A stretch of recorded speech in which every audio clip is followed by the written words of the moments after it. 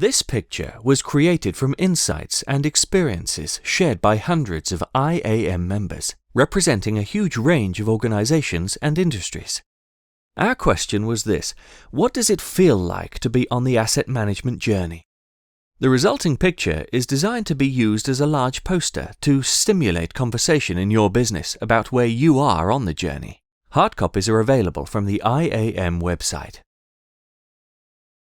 Before they start the journey, most organizations find themselves making asset-related decisions reactively and in isolation.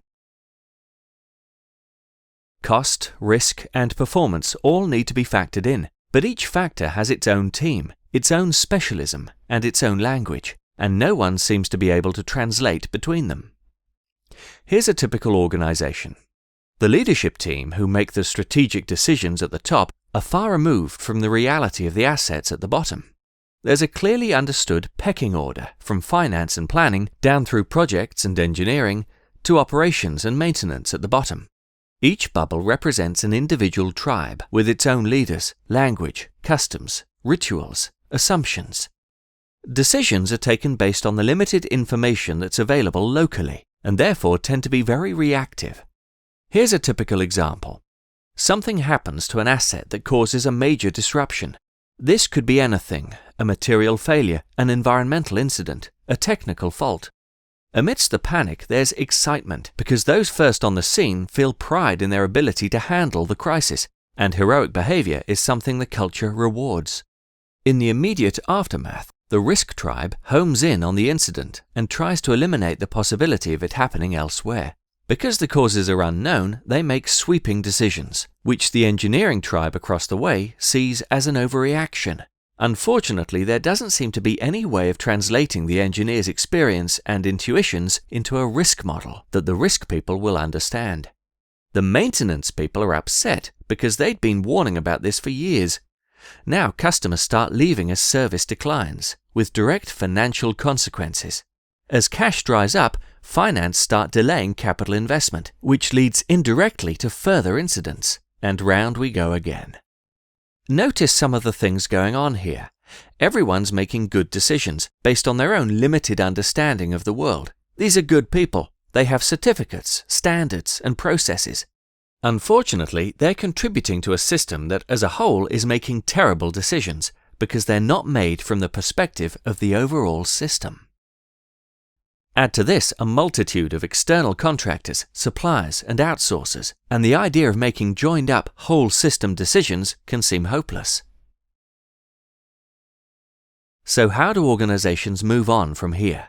The energy for change comes from two sources: top-down and bottom-up. Starting with the bottom-up energy, many businesses already have a groundswell of pioneers trying to break down the barriers. These people know the business needs collective decision-making and are building networks across boundaries to try and make this happen. As for the top-down, sometimes the impetus is personal, as senior leaders take responsibility for change. Other times it's external pressures from owners, regulators, and the like. This often leads to a drive for certification. Unfortunately, it's not uncommon for businesses to push for PAS 55 or ISO 55000 status, put the certificate on the wall, then promptly revert to their old ways of doing things. We need more than this. ISO 55000 certification is in many ways the start rather than the end of the journey. The standard gives a framework for reconnecting the assets and the organizational objectives in business decision-making.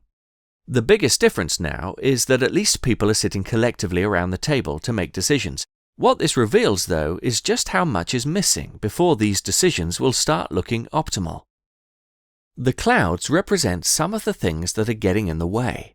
Looking upwards to the strategic objectives, these are often unclear, expressed in contradictory language, and point to competing agendas. Looking down towards the assets, without the historical data, we end up relying on proxies and assumptions. Many of the processes that give us the information are not yet defined or embedded. With such an imperfect system, the big danger is cynicism that the organization as a whole isn't going to change. This can lead back into blame games. For example, the business may have invested in a decision support tool that no one really understands. Local maintenance staff then feel aggrieved that their professional judgment is being ignored. At the same time, an increase in awareness of asset management concepts and techniques can lead to a real sense of empowerment. The danger is that unless the culture changes as well, empowerment just fuels the creation of new silos.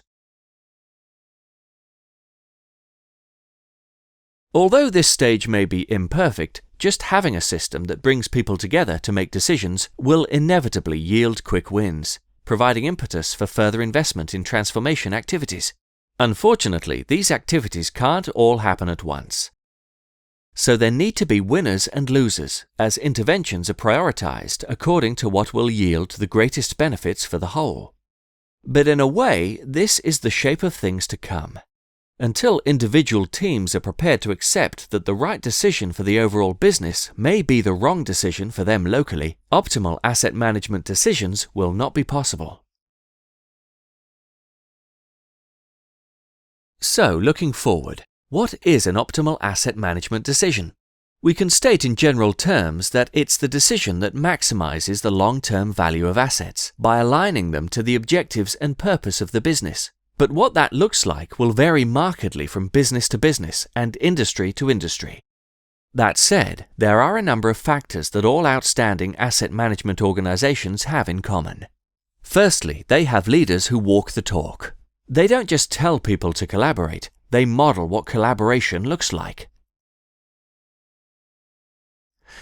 Secondly, these organizations embed asset management as a philosophy of continuous improvement, rather than seeing it as a one-time transformation program. It's an ongoing journey, not a destination. Thirdly, it's apparent that everyone is playing their part, whatever their role or seniority. The formal policies and management system provide a framework for integrated decision-making, but these organizations are very fluid in how insights and information flow from team to team. An example of this is how the organization treats its data. Good decisions rely on good information. With a shared understanding of the decisions they need to make, teams can reach a consensus about the information they need to make those decisions, and the best way to get hold of and maintain it collaboratively, which may or may not involve IT systems. In an asset management culture, information is treated as an asset and cared for in its own right, for the good of the entire organization, as well as for future generations. But perhaps the most striking difference in an organization with a culture of asset management is what it feels like to be part of. Because the organization is always learning and improving, risks become more contained and incidents become far less frequent. This creates space to think more expansively about the possibilities for greater innovation, about the longer-term future, about what could be learned from other industries, or even about the organization's very reasons for existing. This is the journey our members have described to us. So where are you? What elements of the picture seem most familiar to you? Who do you need to talk to move things forward in your business? It's about having the right conversations. This picture was designed as a tool for starting discussion, so why not order a copy and see where those conversations take you?